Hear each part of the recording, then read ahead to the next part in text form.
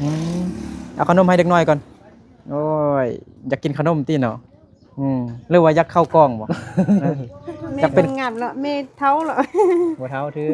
งามอยู่อ๋อ ขดงอัน คนมงเท่าไหร่ คุณมองนะ แม่น อัน คันมงเอาคนมงหั่นนะเท่าไหร่ เป็ด 8 ล้านบ่ เออ อ๋อ 8 ล้าน 8 ล้านอยู่ประมาณ ก็บ่มี มีแต่หัวใจเนาะมีแต่ตัวกับหัวใจ เออ เข้าใจบ่ เข้าใจปะ มีแต่ตัวกับหัวใจ เออนี่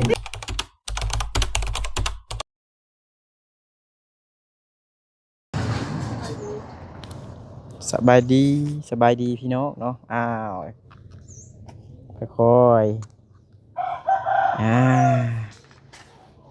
สบายดีสบายดีพี่น้องเบิดสุขูสุคนที่เคารพหักแพงเด้อยินดีต้อนรับเข้าสู่ช่องบ่าวนึกเผาไพรเส้นเก่าเหมือนเคยอีกแล้วเนาะตอนนี้บ่าวนึกอยู่บ้าน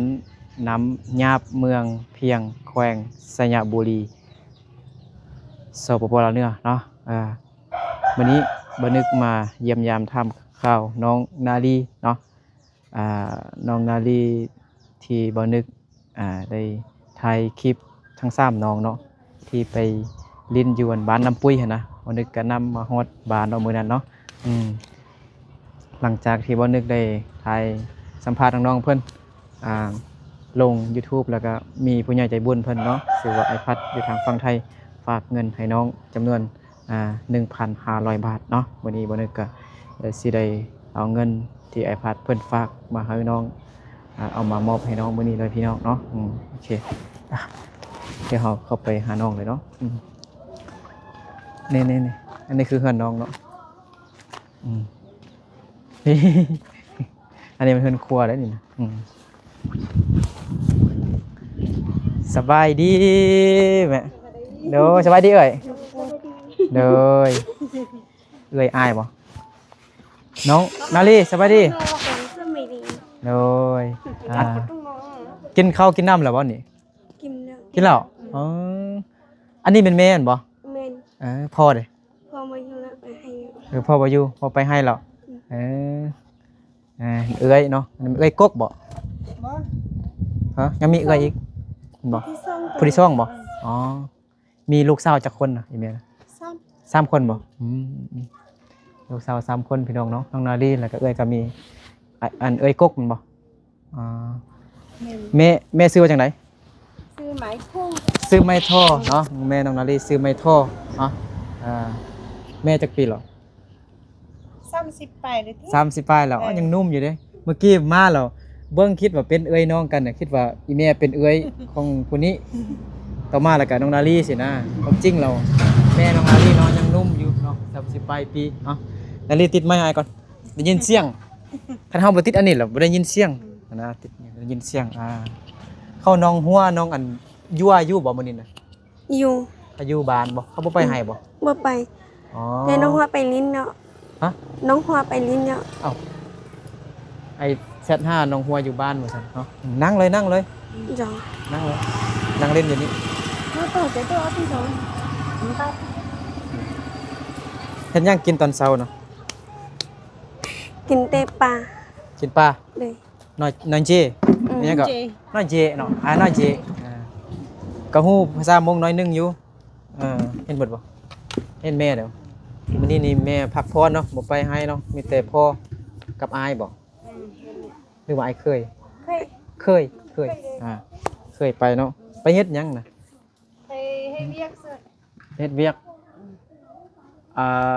อยู่ส่วนปลูกอีหยังน่ะปลูกเขาเด้ปูส่วนอย่างเด้ปูข้างเดือยเด้ส่วนยางกำลังปลูกยางบ่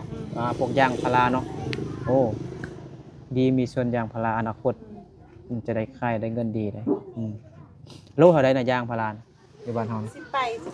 ลายตะกี้คือว่า20,000นี่บ่ได้หรอกเขาเฮ็ดลายติเนาะข้ามก็ลงอันนี้มันเข้ามาบ่นี่เข้ามาได้จักต้นได้จักเป่าได้60กุมกินบ่เฮาได้ซื้อกินบ่แม่บ่ได้ซื้อเนาะกุมกินปีอยู่เนาะอ๋อ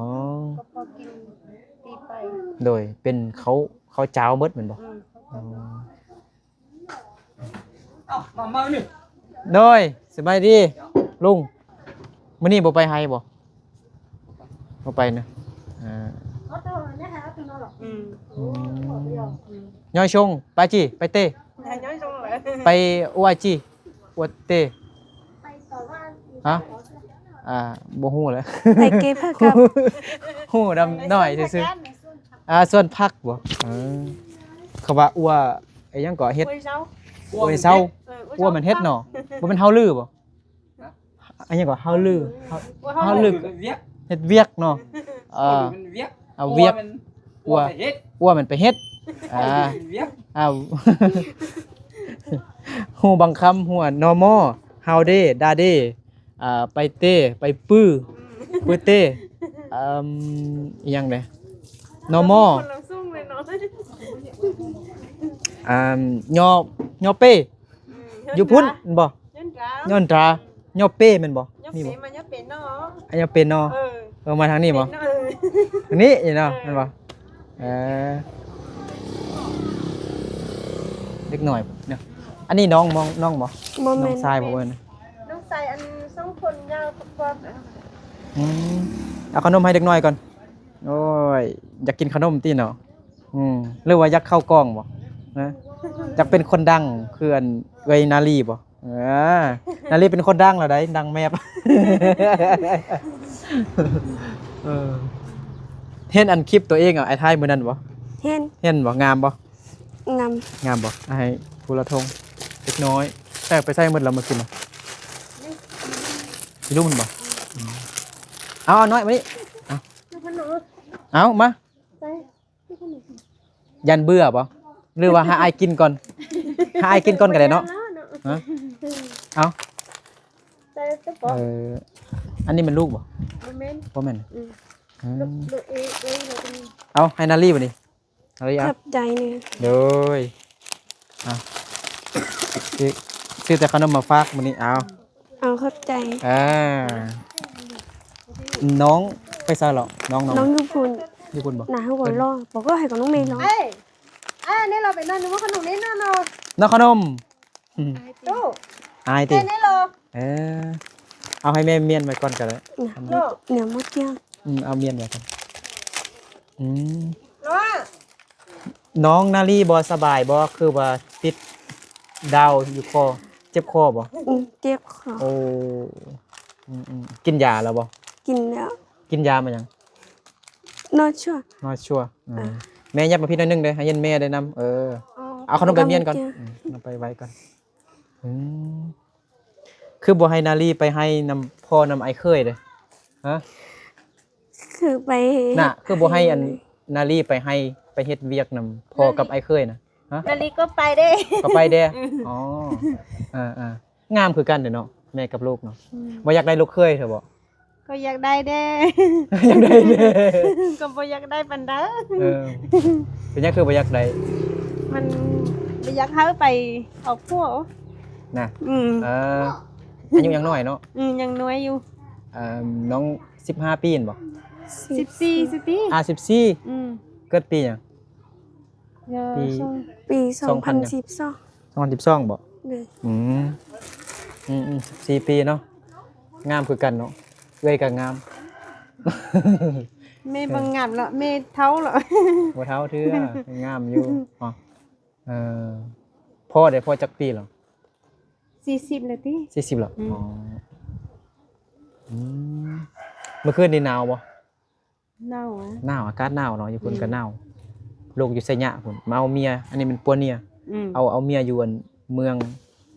องเพียงแต่ว่าลูกเนี่ยอยู่ไสยะมาเอาเมียอยู่เมืองเพียงอยู่บ้านดงหลวงอยู่บ้านกลางบ้านเมืองเพียงอ่ะนะเคยไปบ่เคยไปบ้านเมืองเพียงบ่ไปไปอยู่ไปมันก็อยู่ติดกันน่ะบ้านอีหยังบ้านพลหินเด้ติดกันอยู่หั่นน่ะ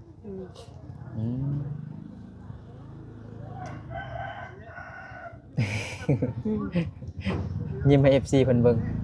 ลูกสาวอีเมลผู้ใดก็ว่างามแม่น้องนาลีงามว่าซั่น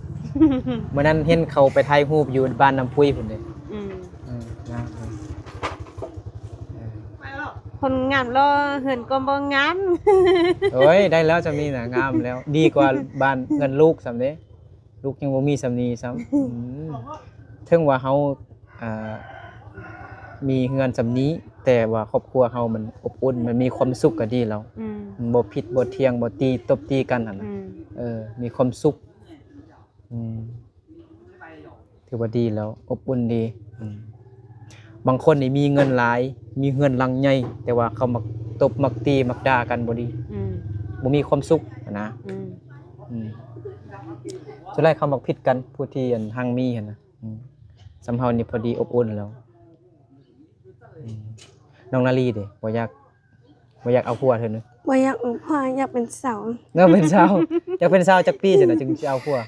18กับเสา 18สาวก็พอดีแล้วก็18จึงเอาได้ดิแต่ว่าอยู่บ้านเฮานี้อายุ13เอาผัวนี่มีบ่13 14มีอยู่บ่ มีลูกแล้วนะโอ้ไวเนาะอันนี้เท่าอันนี้สาวปลายเกือบ30แล้วยังบ่มีลูกเลยยังบ่มีลูกเลย นี่ลูกสาวนี่17ปีว่านั่นถามน้องเพิ่นอยู่17ปีแล้วผู้กุ๊กนี่คนนี้นะกุ๊กคนนี้นะรอ15 ปีแล้วก็ไปแล้ว มีส่งลูกแล้วก็อ๋อผู้อันเอ้ยผู้นี้เอ้ยผู้นี้นะจักปีแล้วเอ้ยผู้นี้นะเอ้ยผู้นี้18 19ที่18 19เอาผัวแล้วก็อยู่นำผัว15อยู่บ้านใดอยู่บ้านนี้บ่หรือว่าอยู่บ้านอื่นบ้านน้ำเฮียอ๋อบ้านน้ำเฮียบ้านน้ำเฮียแม่ก็เขาว่าหยังแม่ป้าเขาละว่าหยังไทยอันเฮือนเข้านี่ฮะให้ไปไทยเงินเขาอันผู้ใดเงินลังใดลังงามๆมันบ่บ่เฮือนนี่อันฮะเป็นน้องเหรอนี่นะเฮือนนี้เป็นน้องอันนี้ก็คนอยู่บ่บ่อยู่หรอกเอ้าเราให้คือไทยใช่มั้ยเรายกคือสิเรายกเรายกสิเนาะอีแม่บ่เคยเห็นอายอยู่ในเฟซติอายก็มักลงคลิปอยู่ในเฟซมักลงอันก็ตัวฝนในตัวเฟซผู้สาวมงงาม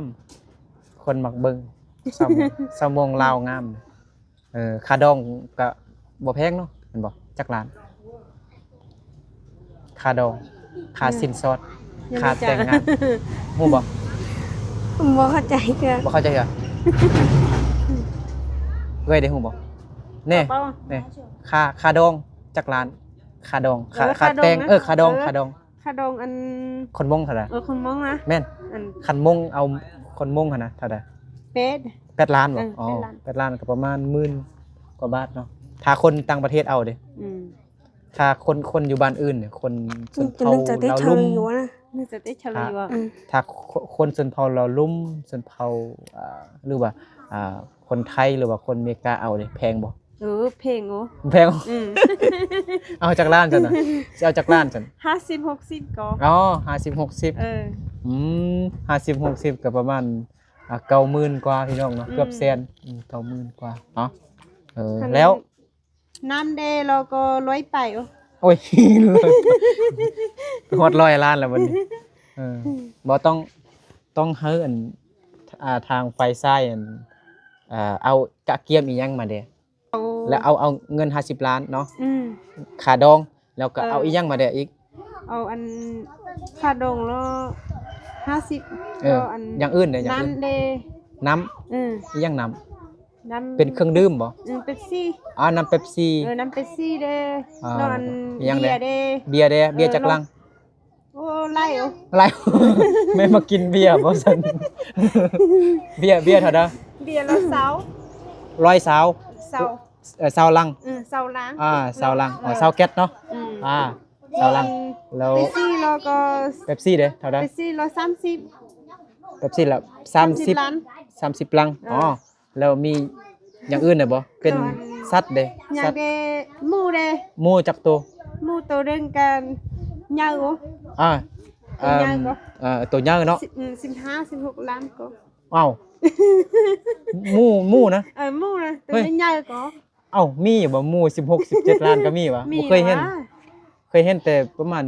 6ล้านหรือว่า7ล้าน บ่6ล้าน7ล้านนี่บ่พอกินหรอก บ่พอกิน อื นะ ม บ่เอามาจากโตซั่นน่ะตัวเดียวบ่หรือบ่ ตัวเดียวก็น้อยๆสิ อ๋อตัวโอ้แกมหมู่ได้แล้วก็อีหยังเด้ หันบ่เอาหมู่มาแล้วก็เอางัว เอางัวเนาะตัวหนึง งัวตัวหนึง แล้วก็มีอีกอย่างเด้ สันนี้งัวน่ะ โอ้งัวใหญ่ซำนี้นะ เออ ป๊าดแม่น้องนาลีว่าเอาไฟซ้ายนี่ผู้บ่าวนี่ต้องเอากระเกียมงัวใหญ่ซำนี้ว่าซั่นแล้วก็เกียมเงินค่าสินสอด50 ล้านว่าซั่นพี่น้องเนาะแล้วก็80,000 กว่า 7-80,000แล้วก็อีหยังเด้หมดแล้วบ่ แม่นล่ะ หมดแล้ว อืม อ๋อไฟซ้ายนี่ต้องกะเกียมเงินค่าดอง50 ล้าน แล้วก็งัวตัวหนึงคันบ่มีงัวก็เอาตัวหมูคันบ่มีตัวหมูก็เอาตัวงัวเนาะ อืม แล้วก็อีหยังเด้เบียร์20ลังหรือว่า20ลังแล้วก็เป๊ปซี่เท่าใด 30 30ลังครบเนาะ อืม แล้ววันนี้ไฟยิงเด้ไฟยิงต้องกะเกียมอีหยังเด้ไฟยิงต้องเอาอีหยังเด้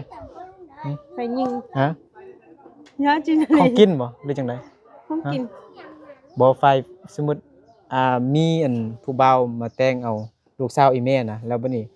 ไฟซ้ายอันแท้เฮาฮู้แล้วแม่เว้าเมื่อกี้เนาะ อืม เงิน50 ล้านเนาะค่าดองแล้วก็งัวตัวหนึงแล้วก็มีอันเป๊ปซี่30ลังแล้วก็เบียร์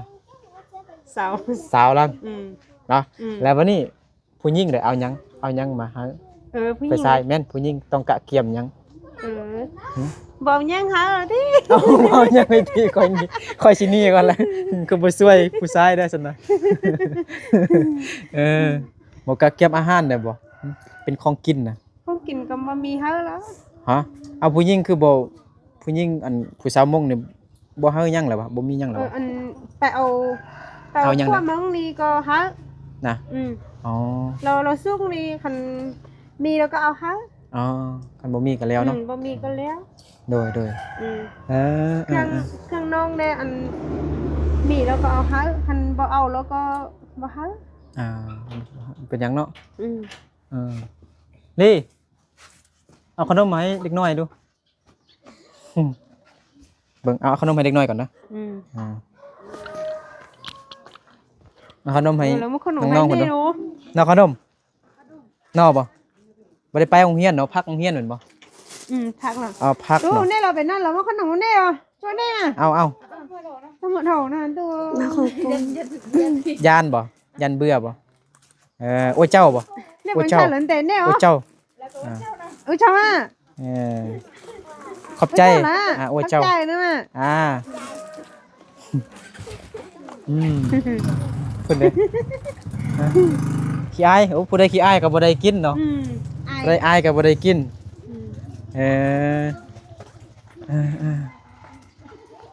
นาฬิมือตุนาฬิตัวตะกอนั่นอันนี้ก็ โอ้ยหนาวเนาะเฮือนเฮาจักปีแล้วแม่ กันนี้นะ แม่นเฮือนนี่นะจักปีแล้ว 5-6 ปีเลยที่ 5-6 ปีแล้วบ่บ่ได้แปลงค่ะเนาะแข็งแรงดีเนาะแบบนี้เนาะบ่มีลมพัดเข้าบ่แบบ บ่มี ล เงิน ข้า ไปซื้อมาเฮ็ดนะ อ๋อหาลูกเคย เราเคยเห็นเฮา ก็แม่นนี่ อย่าได้เห็นลูกเคยอันมีเงินไล่เอามาเฮ็ดเอา คันถ้าลูกสาวมักเข้าเนี่ยเขาจะเฮ็ดให้ บ่มีเงินเฮ็ดก็เฮ็ดบ่ได้ ถ้าสมมุติมีอันผู้บ่าวอันอยู่ไทยบ่หรือว่าอยู่อเมริกาเขามีเงินหลายแต่ว่าผู้บ่าวนั้นอายุหลายนี่รับได้บ่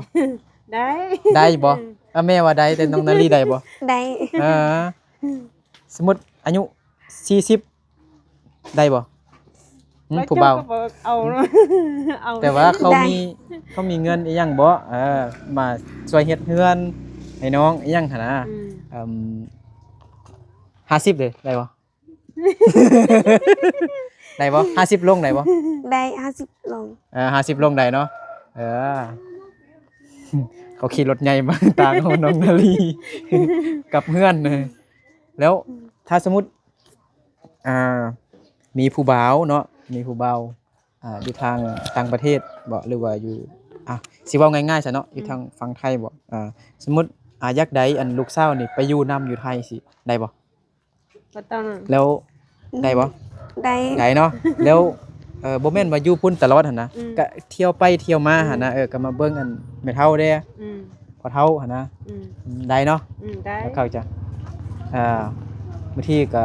ผู้บ่าวบางคนเนี่ยเขาจะคันเขาเอาผู้สาวลาวเนี่ยเขาจะเฮ็ดเฮือนอยู่ลาว อยู่นำเมีย อืม แต่ผู้สาวมงนี่ลูกสาวนี่ต้องอยู่นำผัวแม่นบ่ อืม อ๋อ แม่นนี่ ลูกชายลาต้องอยู่นำแม่ อืม อ๋ออืมน้องนาลีว่ารับได้ว่าซั่นเนาะอายุสำได้กันรับได้ว่าซั่นเนาะแต่ผู้บ่าวน่ะต้องมีเงินจักหน่อยได้เนาะต้องเลี้ยงให้กุ้มเลยเนาะต้องเลี้ยงน้องนาลีให้กุ้มได้เนาะแล้วก็ฝากเงินช่วยแม่เฒ่าเด้ เป็นเท่าเฮ็ดเงิน ไม่ช่วยแม่เฒ่าเฮ็ดเงินเออมื้อนี้บ่ได้ไปให้สำเนาะ พักผ่อนเนาะพาลูกเข้าเฮือนได้บ่ ได้ ไปเล่นอยู่ในเฮือนเนาะอยู่นอกจากใน จังนั้นสิ อ่า เอามาเฮ็ด ไปเล่นอยู่เฮือนมื้อนึงก่อนเนาะอยากกินข้าวนะเนาะเฮ็ดหยังกินเนาะน้องนาลีฮะ เขาก็กิน อันนี้รถจักรนาลีบ่ บ่แม่น บ่แม่นบ่รถพ่อบ่ ลูกพ่อ โอ้พ่อบ่ให้ขี่เนาะซื้อจากร้านรถน่ะ พ่อก็ให้กินนี่นะ ซื้อจากร้าน อันซื้อของเขาเ บ่มีป้ายเท่าเนาะ บ่มี มัน ป้าย บ่มีเอกสารบ่ บ่ อ๋อ มี น้องเพิ่นก็มีตู้เย็นงามๆเนาะโอ้ยงามคือเจ้าของงามคือน้องนาลี บ่มีหยังเลยมีแต่ตู้เย็นซื่อ ไม่ตู้เย็นอยู่ในบ่มีหยังบ่ ๆมี บ่มีฮะมีซีนบ่ มี บ่มี ปลา บ่มีบ่มีซีนปลาบ่อีแม่นอนไส นี่ แม่กับพ่อนอนนี้ นาลีเด้อ นาลีนวลนี้ นาลีนอนนี้หน้าบ่นาลี นั่ง ฮิปฮากเคยนอนนำฮะ ผ้าปูแล้วก็ ฮะ เน่า บ่มีผ้าปูบ่ บ่มีผ้าปู บ่มีผ้าเสื้อบ่ บ่มีผ้าเสื้อ อ๋อบ่มีผ้าเสื้อเนาะปูนอน อืม นอนอยู่ซาดบ่ แม่นนี่น โอ้ยหน้าโอ้ยฉัน เน่าวะ นอนอยู่ซาดหน้าโอ้เนาะนอนอยู่ซาดนี่หน้าโอ้เดี๋ยวมื้อหน้าก่อนบางทีอาจจะถึกเล็ก2ตัวอาจจะซื้อได้อยู่ อันได้ก็บ่มี มีแต่หัวใจเนาะมีแต่ตัวกับหัวใจ เข้าใจบ่ เข้าใจวะ มีแต่ตัวกับหัวใจ แม่นนี่ มีแต่ผ้าห่มแมันบ่ มีแต่ผ้าห่ม มีแต่ผ้าห่มบ่มีผ้าเสื้อบ่มีเนาะแล้วแม่ได้มีบ่ บ่มี อ้าวแม่ก็บ่มี อันนี้เด้ มีเต็มนั่นเด้ มีอันผ้าเสื้อปูเนาะโอ้เข้าหลายเนาะน้องนาลีเนาะบ่อันอึดข้าวเนาะแม่นบ่บ่ได้ซื้อข้าวกินแม่นบ่ บ่ได้ซื้อ นาลีบ่กินข้าวหลายติ นาลีนี่กินข้าวน้อยๆซะ กินข้าวน้อยๆกุมอยู่ซั่นน่ะกุมปีอยู่ นาลีมันยันตุ้ยลงบ่ ยันตุ้ย ลดหุ้นบ่ แม่น ลดหุ้นพัดลมใส่ได้อยู่บ่ ได้ ได้อยู่เปิดพัดลมบ่ฮ้อน จอ นาลีหนาวเนอะยอกซื่อๆบ่เปิดก็ได้โอเค แล้วเฮาเฮ็ดกินเด้แต่งกินอยู่ไสแม่ ให้กินนะ อะ ให้กินก็ เฮือนครัว ครัวนี่ เฮือนครัวนี่นาลีพาไปเบิ่งเฮือนครัวได้บ่ ได้ ไปหากินอยู่เฮือนครัวเนาะมีซีนบ่บ่มีหรออันนี้เฮือนครัวของน้องเนาะโอ้เท่าโอ้สะอาดดีเนาะผู้บ่าวมานอนอยู่นี่ เนาะบ่ดังไฟบ่ บ่ ฟืนเด้อ เพิ่นอยู่พุ่น ฟืนอยู่พุ่นบ่อันนี้มันบังยังหน่อยบังยังไง เขาสักปลามา ปลาบ่แล้วก็ใส่ปลามาบ่ อืม กินขนมแล้วบ่ฮะช้าหน่อยนะเอ้าสิถามนี่บ่แม่นไฮแลนด์นี่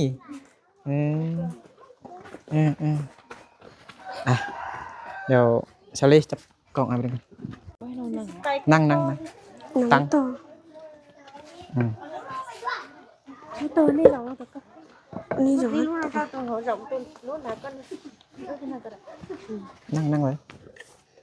แม่ก็นั่งบ่นั่งบ่มองเห็นบ่อึ๊บไอพัดเพื่อนเนาะ FC ทางฝั่งไทยฝากเงินให้น้อง 1,000 บาทเนาะได้1 ล้านก่อนให้น้องซื้ออยู่ซื้อกินเด้อเติมบัตร 1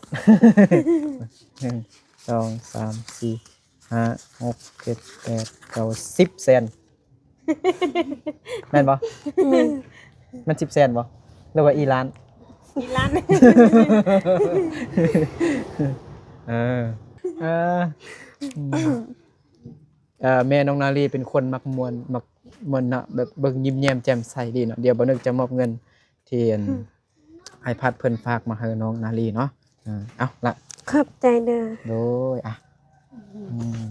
น้องนาลีคือสิอวยพรบ่เป็นติอวยพรผู้ใหญ่เพิ่นเป็นบ่ขอให้เพิ่นจงอยู่ดีมีแรงสุขภาพแข็งแรงความเจ็บอย่าได้ขอบไข้อย่าหามีบ่ได้บ่ ก็ให้ ขอบใจแล้วก็ ให้ต้องจะให้ ว่าภาษามงก็ได้ว่าเจ้าเป็นภาษามงก็ได้ว่าเจ้า ไปซะมั้ง ตรงไหน บ่เป็นหยังอย่าบ่นึกอวยพรแล้ว แทนน้องเฮา เราก็บ่ฮู้ติ บ่ฮู้ดอกแต่ว่าอวยพรเป็นภาษามงก็ได้ม เป็นภาษาก็ได้เป็นภาษา ได้ ก็ได้ ว่าเจ้าเป็นภาษามงนะ ôi trời ơi Nộp, mỗi nộp. nhà đâu của tôi xài Nộp. á ôn ấy chờ Nộp, giá nộp, chỉ là nộp. khử có tao á giá chỉ khử có mua nè bố bảo giá nó là tốn tê chúng mà khử tao dùng mùng dây dùng mùng sữa หมดแล้วบ่ bên là เอาแป้บัดนี้น้องนาลีแป้บังดูเอานบ hay à เปย์บ่ได้ แป้บ่ได้บ่เดี๋ยวอาสิเป้ให้ก็ได้เอาเอาขอบใจผู้ใหญ่ใจบุญเพิ่นเด้อที่ฝากเงินให้น้องนาลีได้มีเงินได้ซื้อเนาะซื้ออยู่ซื้อกินเนาะขอให้เพิ่นจงอยู่ดีมีแรงสุขภาพแข็งแรงความเจ็บอย่าได้ความไข้อย่าให้มีขอให้ร่ำให้รวยเอาให้น้องนาลีสำนี้ก็ขอให้มันกลับคืนไปหาผู้ใหญ่ใจบุญเป็นพันเป็นหมื่นเป็นแสนเป็นล้านเท่าเด้อสาธุสาธุสาธุว่าบ่ดูสาธุ สาธุ สาธุ น้องนาลียังเว้าอวยพรบ่เป็นเถอะพี่น้องเนาะ ก็เคยเฮ็ดจะเทื่อแล้วก็น่าไอ แม่นบ่เคยแล้วเงินนี่สิเอาไปซื้อหยัง ซื้อเครื่องเนาะ ซื้อมาหยัง ซื้อเครื่องซื้อสบู่มาอันนั้น อ๋อซื้อสบู่คิดว่าซื้อสบู่มาซักเครื่องบ่แม่นเด้อ แม่น เอาสบู่ซักเครื่องบ่แม่นเอาแฟบเด้อ เฮ็ดมา สบู่ฝุ่นนั่นนะซื้อแฟบสบู่ซักเครื่องเนาะอาบน้ำเนาะซื้อเครื่องแต่งหน้าแม่นบ่ แม่น งามๆให้ผู้เบามาจีบหลายคน พุ่มเบาซื้อไปแล้วพุ่มเบาก็ไป ฮะ ไปลุม คุณหายโอ้ แล้วก็แม่ว่าหยังก่อนนาลี หนักอ้ายด้วย ก็หายแล้วเนื้อ 5G ก็อันจริงก็ใช่ เว้าขึ้นดูมาหยังก่อน เคนรัวจิเป้า จิเป่า เอา ให้ลุมเปล่าลองเว้ามึงดูแม่ว่าหยังก็เมื่อกี้นี่นะ ใครลุมพลัว กูเว้ามาซื้อมาหยังก่อน ไปซื้อเครื่องมาแต่งหน้าซิมีพุ่มบ้ามาลุมน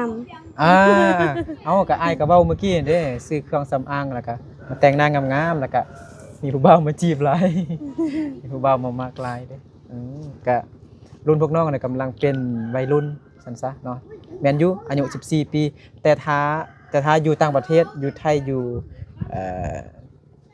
นอกจากประเทศเฮาซั่นซะหรือนอกจากประเทศลาวนี่อายุสำพวกน้องนี่เขากำลังเรียนกำลังศึกษาอยู่ แม่น ยังบ่ฮู้ลมผู้บ่าวเทื่อแต่ว่าอยู่ประเทศลาวเฮาแท้อายุ13 14 15 ปีนี่ก็เอาผัวมีลูกกันเบิดแล้วเนาะบ่คืออยู่ต่างประเทศใดอยู่ต่างประเทศอายุสำพวกน้องนี่กำลังเรียนอยู่บ่ฮู้เรื่องผู้บ่าวเทื่อบ่ฮู้เรื่องผู้บ่าวเทื่อกำลังเรียนอยู่กำลังตั้งใจเรียนยังอีหยังกินนมแม่อยู่ ก็แม่นอยู่อันนั้น อยู่อันต่างประเทศแต่อยู่ลาวเฮานี่ผู้สาวมงหรือว่าผู้สาวชนเผ่าซั่นซะในประเทศลาวนี่ ส่วนหลายนี่อายุ ยังน้อยอยู่แต่ว่าเป็นผู้ใหญ่แล้วก็คือนาลีเนาะอายุ14ปีแต่ว่าเป็นผู้ใหญ่แล้วเด้คืออายุ17 18ปีแล้วลูกของอีเมียนะอืมผู้ฝากเงินนี่แม่น iPad เด้อ โดย iPad อยู่ทางฝั่งไทยอยู่ไทยแม่ก็ฮู้ไทยบ่ ฮู้นี่ ฮู้เว้าภาษาไทยเป็นบ่ บ่เป็น บ่เป็น ไป ครบ ซื้อเขาเราเขาจีบ่เขาซื้อ ไม่ยังเหรอ โอเคเนาะเดี๋ยวนั่นแหละไอ้สิเมื่อก่อนไอ้เอาเงินมาให้น้องซื้อๆเด้อ โดย มันน่าจึงมายามอีกเนาะ ได้ น่าจึงมายามอีกเด้อเงินก็เอาไปใช้ให้เป็นประโยชน์ใจให้เป็นประโยชน์บ่ต้องไปซื้อเหล้าซื้อเบียร์กินซุ่มเซี่ยวกับหมู่คู่เด้อ โดย บ่ดีนั่นเด้อไปเลาะไปเที่ยวก็บอกพ่อบอกแม่บอกเอ้ยเด้อ โดย ขอบพ่อขอบแม่ขอบเอ้ยก่อนจึงไปดินคือมื้อนั้นบ่บอกพ่อแม่ซ้ำแม่นบ่อัดซามไปขี่รถบักไปไวอีก แม่น เป็นตาย่านแฮงอยู่น้ำปุยพุ่นนะ มื้อหน้าก็บอกพ่อบอกแม่ดีๆก่อนขับขี่รถก็บ่ต้องคันอัดซามก็ค่อยไปคันขี่3คนก็ค่อยไปถ้าแม่นอัดซามนี่ไปทางไสยะบ่ได้เลยตำรวจเป่าหมอกวีดเสร็จแล้วกิ๊กๆปรับมือแล้วแสน2แสนพุ่นแหล้วแต่อยู่เขตนี้มันบ่มีตำรวจบ่มีเจ้าหน้าที่ตำรวจเนาะบ่มีจราจรโอเคไอ้เมื่อไหร่ได้บ๊ายบาย บ๊าย โอบ าย เคเอาอยู่ดีมีแห้งเบิดสุขูสุขคนเด้อพี่น้องเนาะก็ขอบใจขอบคุณพี่พัดหรือว่าไอพัดหลายๆเด้อเนาะใจเด้ โอ้ขอบใจขอบคุณหลายๆเนาะเอาเจอกันในคลิปต่อไปพี่น้องเนาะสำหรับคลิปนี้เบาหนึ่งกับแม่น้องนาลีแล้วก็นาลีเอ้ยซาวลีเบาหนึ่งกับคอลาผมให้พี่น้องเบิดสุขูสุขคนไปก่อนเดี๋ยวเจอกันในคลิปต่อไปเด้อสบายดีบาย